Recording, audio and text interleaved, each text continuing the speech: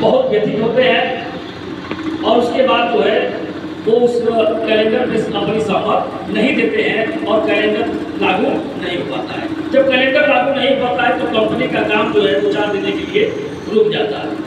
तो उस कंपनी का जो एक बड़ा अधिकारी होता है, एक तरह से कह लीजिए जो नियोक्ता होता है, जो लोगों को नियुक्त करता है, वो अजय दिनों भानों को बुलाता है अपनी ऑफिस में और कहता है कि तुमने ऐसा क्यों किया। तो कहते हैं कि इसमें बाबा साहब और भगवान बुद्ध की छुट्टियां नहीं है। तो कहता है बाबा साहब के व्यक्ति ने तो कब का लोग का आंदोलन छोड़ दिए, मिशन मूवमेंट छोड़ दिए, और तुम क्या अकेले क्या मिशन मूवमेंट को बढ़ा दोगे, ऐसे कहते हैं।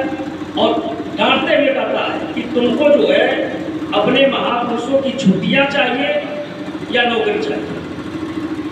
तो बता रहे हैं कि उस छोटे से कर्मचारी की हिम्मत की साहस की दाद देनी होगी कि वो छोटा सा कर्मचारी कहता है कि मुझे छुट्टियां भी चाहिए और मुझे नौकरी भी चाहिए।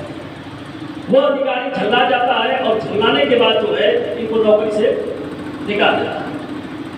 मानव साहब क्या नाम है, दीना भाना और इनके साथ कितने लोग होते हैं सबको नौकरी से निकाल देता, सस्पेंड कर देता है। ये लोग बड़े परेशान हो जाते हैं। एक तो महापुरुषों की छुट्टियां नहीं मिली और दूसरी हमको सस्पेंड भी कर दिया गया। अब हम लोग क्या करें।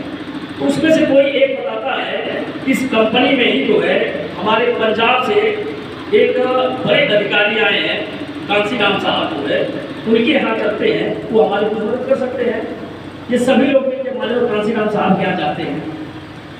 मानव कांसी राम के साहब के यहाँ जाते हैं, अपनी बात रखना ही चाहते हैं, शुरू करते हैं, तब तक मानव कांसी राम साहब डांट के लोगों को बताए, पुनः जाते हैं, एक बार दोबारा पुनः फिर बताए। फिर ये लोग क्या करते हैं, एक जगह बैठ के विचार करने लगते हैं कि जिसके यहाँ आप लोग कह रहे हैं कि मदद करने के लिए कि वहाँ आप जाइए मदद लीजिए, वो व्यक्ति हमारी बात ही नहीं सुन रहा है, तो अब हम लोग क्या करें। उसमें से एक व्यक्ति ऐसा रहता है, वो कहता है कि एक बार और। तो जो बड़े अफसर होते हैं ये कैसा व्यक्ति है, अरे 2 बार वो व्यक्ति भगा दिया हम लोग और फिर आपने कहा कि चलो एक बार और चलते हैं। तो उसने कहा कि एक बार हम लोग चलेंगे और उनसे पूछेंगे कि क्या आप हमारे अनुसूचित जात या अनुसूचित समाज से नहीं हैं, और दूसरी बात यह है कि यदि आप हमारी मदद नहीं करना चाहते हैं तो कम से कम हमारी बातें क्यों नहीं सुन रहे। बातें तो हमारी सुन लीजिए, मदद मत कीजिएगा, लेकिन पहले हमारी बातें सुन लीजिए। जाते हैं लोग, मानव साहब से कहते हैं, पूरा मानव साहब भगाने ही वाले होते हैं, वो व्यक्ति खड़ा हो जाता है और कहता है मानव साहब आप हमारी बातें तो सुन लीजिए, मत हमारी मदद कीजिए, लेकिन हमारी बातें क्यों नहीं सुन रहे हैं। मानव साहब कहते हैं कि तुम लोग लड़ने वाले नहीं हो, तुम लोग भागने वाले हो। हम जो है तुम्हारी लड़ाई लड़ना शुरू कर देंगे और तुम बैंक दूर से जाके क्या करोगे, समझौता कर लोगे। तुम लोग भागने वाले हो, इसलिए मैं तुम्हारी बातें नहीं सुनता। इतनी बात सुनने के बाद सारे लोगों के अंदर जोश आ जाता है और सभी लोग कहते हैं, एक सुर में कहते हैं कि हम सभी लोग मर जाएंगे लेकिन हम लोग भागेंगे नहीं और ना ही समझौता। तो मानव साहब कहते हैं ठीक है, जब ऐसी बात है तो ठीक है, मैं चलता हूँ और तुम लोगों की बात करता हूँ। मानव साहब जाते हैं। आप लोग देखे होंगे कि जो सरकारी कार्यालय होते हैं, अभी भी कुछ कार्यालय में होंगे, सरकारी कार्यालयों में पहले 2 दरवाजे होते हैं, जैसे ना ये कमरा 2 दरवाजे होते हैं। मानव साहब दोनों दरवाजों पे जो है लोगों को अपने लोगों को जो है खड़ा करवा देते हैं। कहते हैं मैं जा रहा हूँ, अंदर बात करूँगा और किसी को ना ही अंदर आने देना है और ना ही किसी को अंदर से बाहर जाने देना है। लोग खड़े हो जाते हैं, मानव साहब जाते हैं, उनसे बात करने लगते हैं। मानव साहब को भी वो बहुत जलील करता है, डांटता है और यहाँ तक कि बाबा साहब को दलाल कर देता है कि बाबा साहब डॉक्टर अम्बेडकर जिसकी पैरवी करने आप आए हैं वो तो अंग्रेजों के दलाल थे। मानव साहब को गुस्सा आता है और वही लगते हैं मार कर उसका सर और फोड़ देते हैं। तब तक ये लोग जाते हैं, वही उनको मानव साहब को हटाते हैं और कहते हैं कि मानव साहब ये क्या आप कर रहे हैं, अरे हम लोग तो दूसरे काम से आए थे और देख रहे हैं आप दूसरे काम कर देते तो मामला तो बिगड़ जाता है। वो कहते हैं कि 100 दिन ईदर की जिंदगी जीने की बजाय एक दिन सेब का जीवन जीना होगा और टिट फाट टैट करना होगा, अर्थात जैसे का तैसा टिट फाट टैट। 100 दिन इधर की जीवन जीने से बेहतर है जीने की बजाय एक दिन सेठ का जीवन जीना होगा। फिर वहां से ये जब काम हो जाता है, मार पीट देते हैं उस अधिकारी को, तो वो अधिकारी जो है इनको भी निकाल देता है।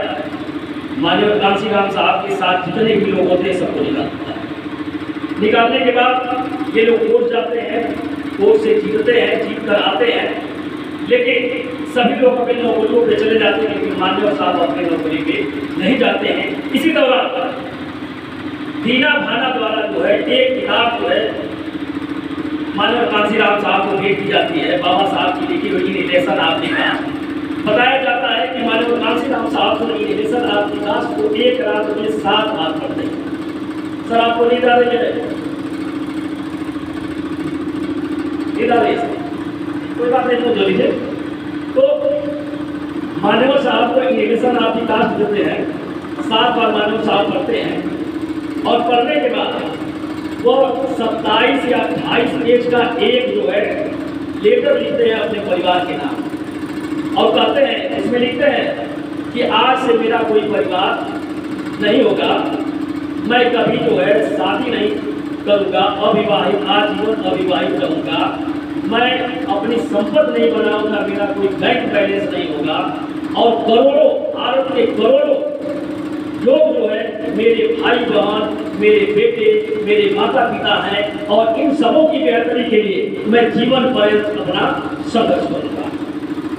वहां से जो है अपने आंदोलन को शुरू करते हैं। क्योंकि उस समय आरपीआई माननीय साहब सोचते हैं कि अब इस मिशन मूवमेंट को कैसे आगे बढ़ाया जाए। बाबा साहब का जो मिशन मूवमेंट है, महापुरुषों का जो मिशन मूवमेंट है, ये आगे बढ़ना चाहिए। उस समय उनको पता चलता है कि Republican party of India RPI जो है इस समय काम कर रही है और बाबा साहब की बनाई हुई पार्टी है, लेकिन हालांकि बाबा साहब की बनाई हुई पार्टी नहीं है, क्योंकि 6 दिसंबर 1956 को बाबा साहब की मृत्यु हो जाती है और 3 अक्टूबर 1957 को आरपीआई का गठन होता है। आप लोग ध्यान दीजिएगा, अब चूंकि काफी कलम होती तो मैं कहता आप लोग नोट कर लीजिए। 6 दिसंबर 1956 को बाबा साहब की मृत्यु होती है और 3 अक्टूबर 1957 को आरपीआई का गठन होता है। अर्थात वो बाबा साहब उसको गठन नहीं किए जाते हैं, लेकिन बाबा साहब के लोग जो है गायकवाड़ और कुछ लोग रहते हैं जो आरपीआई का गठन करते हैं। तो मानव साहब कहते हैं ठीक है, कोई बात नहीं है। मानव साहब, बाबा साहब ने एक संकल्पना की थी, एक पार्टी बनाने की संकल्पना की थी, ठीक है कोई बात नहीं है, बाबा साहब ने नहीं गठन किया है, लेकिन उनके संकल्पना पे आधारित है या उनकी सोच पे आधारित है, तो ठीक है हम इसमें काम करेंगे। वो जाते थे, समाज में घूमते थे, लोगों की